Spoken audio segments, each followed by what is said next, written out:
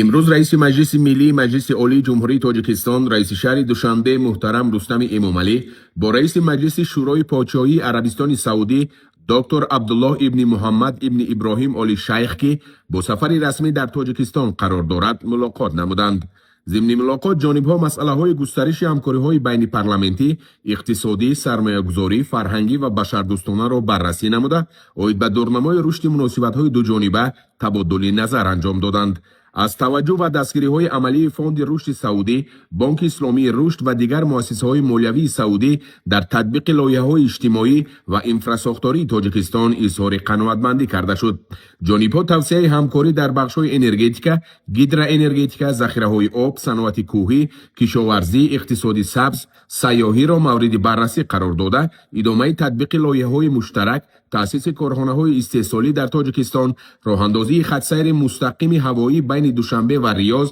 و تنظیم فعالیت مهنتی شهروندان را از سمت‌های افضلیت‌ناک همکاری‌های آینده نامیدند. اظهار اطمینان کرده شد که نتیجه‌های گفت و شنید و تحکیم من بعده مناسبت‌های دوستانه و توسعه همکاری‌های متقابلا سودمند میان جمهوری تاجیکستان و پادشاهی عربستان سعودی مساعدت خواهند کرد.